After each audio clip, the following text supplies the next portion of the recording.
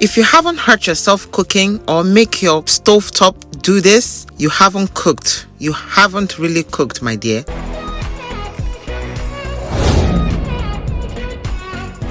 Hello you guys, and welcome back to Laraddiji's LinPRinP. This is the freestyle section of my channel where I freestyle a topic on peaceful living. If you've been following Laraddiji's LinPRinP, I'm sure you remember this YouTube video I did on fried bean cake. This delicious fried bean cake called akara, a Nigerian delicacy. But today we're going to be doing a little something different called bean cake. So instead of frying these beans, we're going to be steaming them up. And this is how I do my bean cake LinPRinP style. So I start with getting beans from an African store. Usually we have a Nigerian store that we go to. So we get our bags of beans. And even though I didn't measure the cups I'm using here, I'm just gauging everything. Yeah, so here I'm picking out stones and shafts, bean shafts, and dirt out of the beans, so you don't skip this step. Some people just pour the beans in a bowl of water and let the dirt float. Sometimes there are stones in there, and stones will be at the bottom, so you don't want to cook that with your food. So it's a good idea to always pick your beans. Well, the ones from the African store. I'm not sure about other beans if you have to pick them. I don't know how, it's harvested. So it's very important to not skip this step. I think I have a good amount now for a family of 6. It does get bigger in quantity, so you don't want to do too much for if you have a family of less people. So this is looks like about 4 cups I'm using. I soaked up the beans for a little bit. So here I'm blending, I'm half blending the beans, and then I'm half blending the beans to kind of cut up the beans to save me time from peeling. Usually I would let it soak and then rub my hands together with the beans to get the shaft off, but this is like the cheating method. You use the blender to kind of break up the beans, and then it'll let the shaft of the beans to float when you put it in water. You see what I'm talking about. For this video, I ended up, doing rush, and I didn't get the beans. I was kind of scared of blending it too much, so I ended up not getting the shafts off of it very well. So that made the process a little bit longer for me. And I was going to work that night. And I needed to hurry up and get some rest before I went to work. I was trying to get everything done as soon as possible. For some reason, I just woke up today and I was like, you know what? I want some bean cake. Bean cake is a type of food Nigerians. It's a type of food that's painful to make.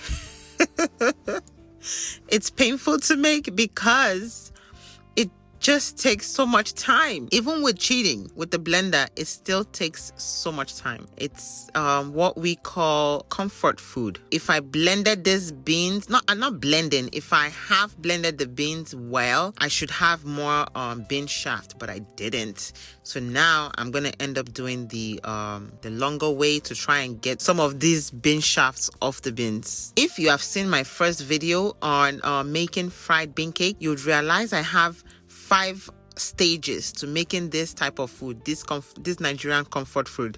The first stage is your decision to make it. The second stage is where you're like, I'm gonna give this person, I'm gonna give this person, I'm gonna share, and I'm not gonna eat it alone. And then the third stage is where you're like, who sent me, and why am I doing this, and this is taking too long, and this is so annoying, like I want to eat my bean cake already. I'm at this stage right now, like, why am I doing this? Especially on a day when I'm going to work. There are sometimes you just wake up and you're like, I want to cook for my family so everybody's happy. Hey, you don't want to know. I'm editing this video a day after we have demolished this bean cake. Trust me, it has caused fight between the kids and my husband and I. And this is what the beans should look like when you're done. Of course, I was tired, so I sacrificed some of the beans. I'm like, I'm done. But definitely don't waste beans, man. That's money you're throwing down the drain. So here, I'm getting the ingredients ready for the pepper.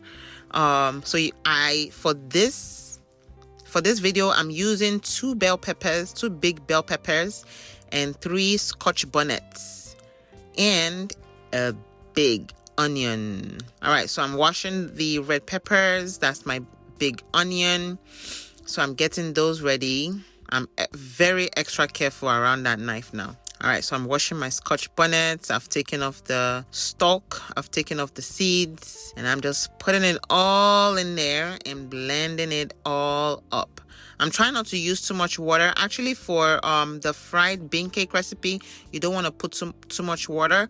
But for this recipe, MoiMoi, it's called Nigerian food, MoiMoi. I call it, bean cake in English. For bean cake recipe, you need more water, because what happens is at the end of the day, if you steam it up, it's gonna get hard. So you need you want more water, so you can put more water in your peppers, but start with not a lot of water, so that way you can now use your judgment in how much water you put in it. So here I'm blending the beans now, and here you can put water for this one. For the first recipe, the fried bean cake, you don't want to put too much water, but for this recipe you need water. However, like I said, you don't want to put too much water, from the get-go. Start with just a little bit of water. If you feel your blender is not blending it, is having trouble, then you can add a little bit of water at a time. You don't want to drench it in water. And then I'm realizing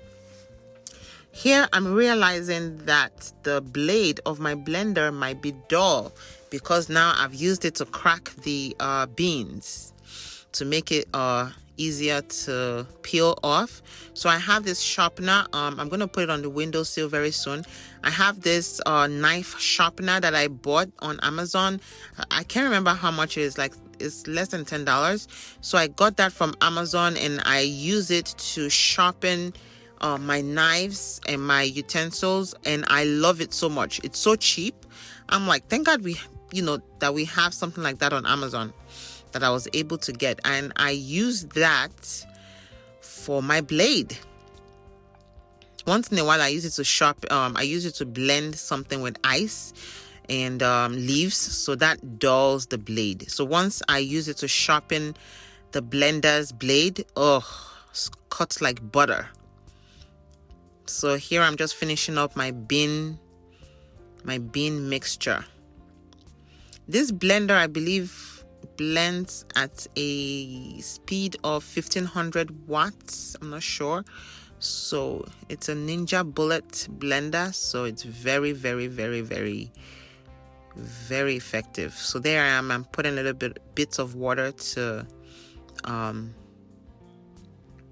get it moving.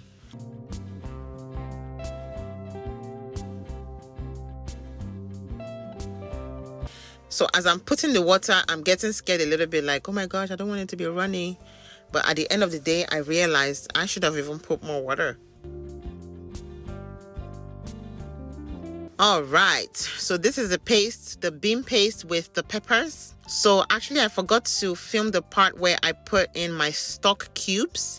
I put in 2 regular cubes, 2 small cubes, and I put in the flat rectangular one. I put 2 of those as well.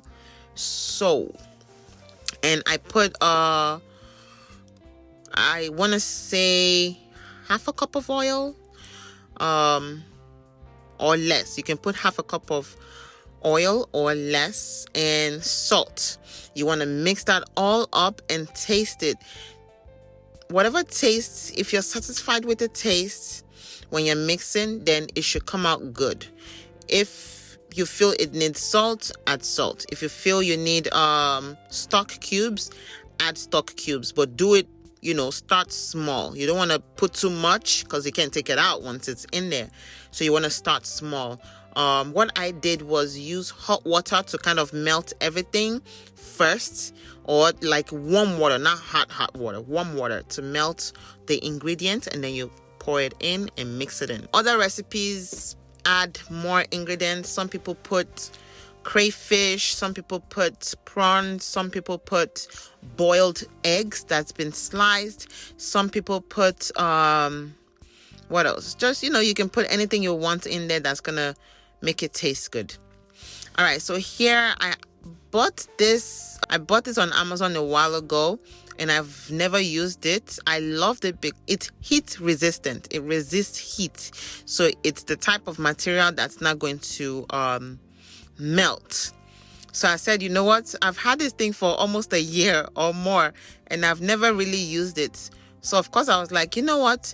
I want to do MoiMoi muffin, which I'm calling MOIMUFF. So I was like, you know what? Let me use it. But it comes in 12. It's actually together 12 pack.